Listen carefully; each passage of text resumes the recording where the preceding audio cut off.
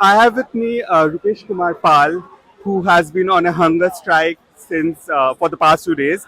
He has been in this protest for the past 12 days, right? Um, Rupesh जी, अगर आप बता सके, आप यहाँ पे हमें सब पता है कि क्यों हो, पर अगर आप बता सके कि क्या मजबूरी हुई कि इतने सारे लोगों को यहाँ पे इकट्ठा होना पड़ा। सर आज जो जेएसएससी और जेपीएससी की तरफ इतनी बड़ी जो धांधली हुई है एग्जाम में, जिसकी वजह से हम लोग से इतने छात्र जुटे हुए हैं। हम लोग से इससे पहले ही जैसे सीजीएल में आवाज उठाए हुए थे सरकार को, लेकिन सरकार उसमें हम लोग नजरअंदाज कर दी। आज जब जेपीएससी की मामला आया तो सर हम लोग को लगा कहीं ना कहीं अब सरकार सारी नौकरियां बेच रही है। तो हम लोग को लगा कि नहीं, अब नहीं, अब सर से पानी ऊपर चला जा रहा है। तो अब सरकार से मांग करनी होगी, क्योंकि हम लोग का अब अधिकार छीना जा रहा है। इस चलते हम लोग ने 10 दिन तक पीसफुल आराम से बैठ कर उस मंच पे पानी में बिंग कर रहे थे। तो पहले हम लोग के पास मंच भी नहीं था, ऐसे ही तिरपाल तान के पानी में बैठ के प्रोटेस्ट कर रहे थे। फिर भी सरकार नहीं सुनी। मजबूरन हम लोग के फाइनली लगा कि अब हम लोग सरकार को इतनी, जब हम लोग 10 दिन तक प्रोटेस्ट किए, सरकार आज तक हम लोग की नहीं सुनी। हम लोग लगा कि नहीं, अब जो लास्ट हथकंडा है भूख हड़ताल, वो अपना नहीं चाहिए।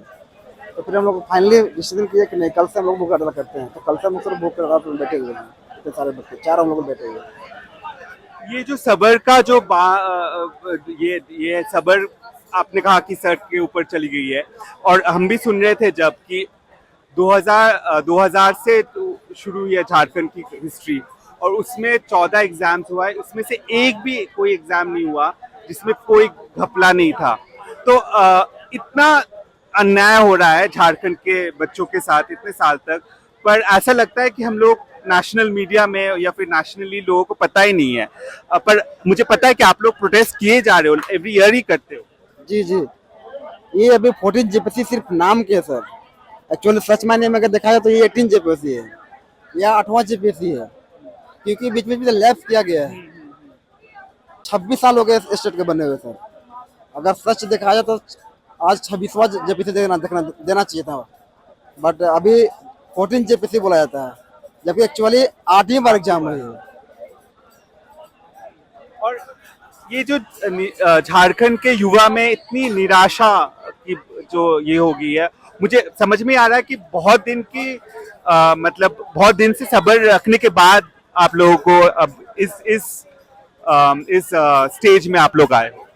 सर ये जब से 2019 से जेएमएम प्लस कांग्रेस की सरकार आई हुई है, जब से ये सरकार बनी है 2019 से, तब से तमाम जितनी सारी भी एग्जाम हुई है इनके रीजन में, वैसा कोई भी एग्जाम सिंगल पेपर नहीं है सर जिसमें करप्शन ना हुआ, जिसमें पेपर लीक का मुद्दा ना उठा हो।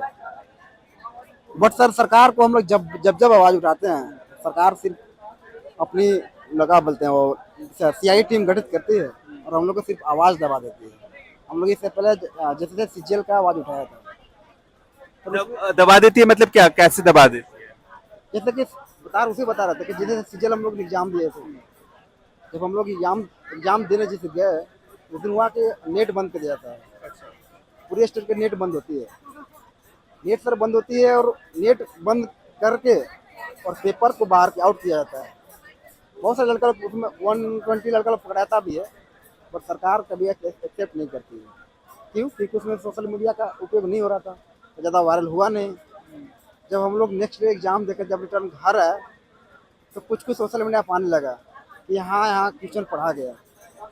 फिर हम लोग तथ्य को जुटाने लगे, जांच को जब जब होने लगी, जब हम लोग सब अपने स्टूडेंट से ही, छात्र से जब पता चलने लगा, जब हम लोग आवाज़ उठाए, जैसे कार्यालय हम लोग जब पहुँच गए, तो उन्होंने बोला कि नहीं, ये सिर्फ क्या बोलते कोचिंग माफिया द्वारा कुछ स्टूडेंट को पढ़ा दिखाकर भेजा गया है, जो कि अफवाहें हैं, जो कि धांधली नहीं हुई, से धांधली थी।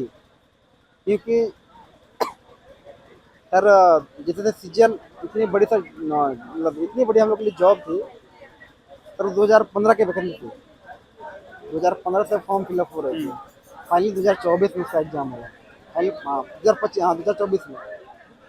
आप अपने स्ट्रगल के बारे में बताइए, आप कैसे परिवार से आते हो, घर में क्या कौन कौन है, आपको आपके लिए कितना तकलीफ, मतलब कितना स्ट्रगल करना पड़ा आपको।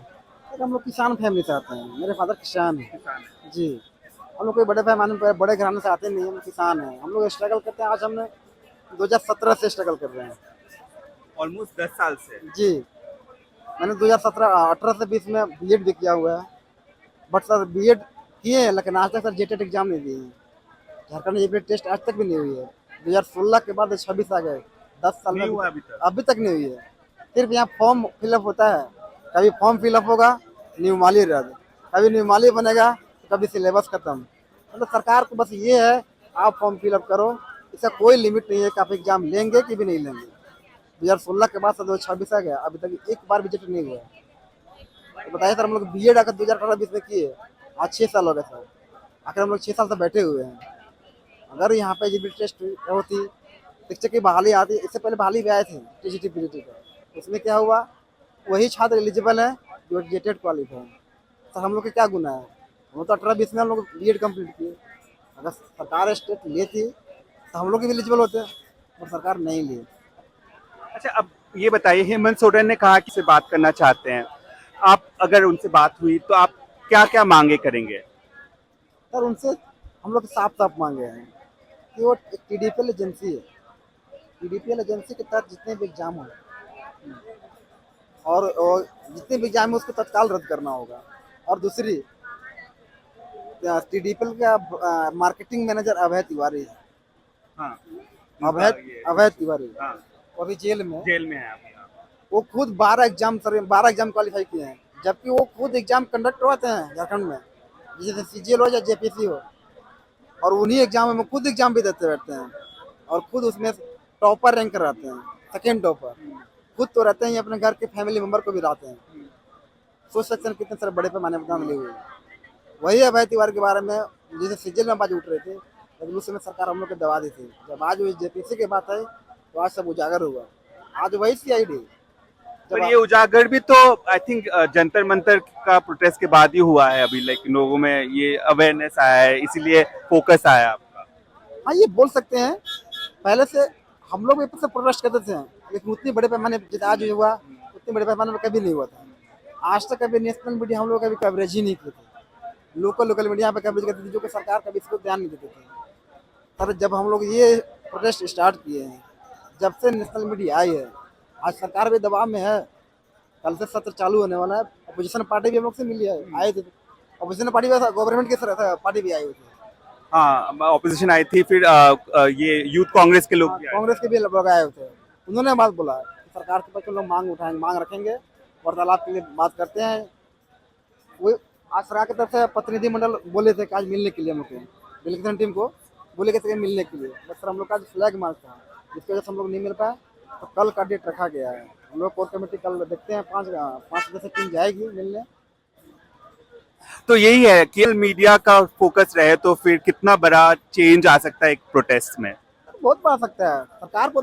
ये मतलब कि जब आज से नहीं सर, 26 साल हो गए झारखंड बने हुए। नहीं, मैं कह रहा हूँ कि आप नेशनल मीडिया को क्या कहना चाहेंगे कि ऐसे प्रोटेस्ट में को ध्यान दे, ये आप बोलना चाहेंगे? सर नेशनल मेन मतलब सर जो नेशनल मीडिया है, जो ये सब नेशनल मीडिया सर जो न्यूज कवर करके दिखाती है सर, इसको लोकतंत्र का चौथा स्तंभ भी माना जाता है सर। जब तक ये नेशनल, जैसे आज हम लोग जो प्रोटेस्ट हुई, अगर यहाँ में अगर नेशनल मीडिया अगर नहीं आती इसको भी दबा दिया जाता है, क्योंकि सर सरकार ये अपने मनमानी तरीके से हर बार की है। आज 26 साल हो गए हैं सर, 19 से इनकी सरकार आ रही है। 2019 से सिंगल पेपर नहीं होगा जिसमें इनका करप्शन नहीं होगा, हर एक पेपर में हुई है।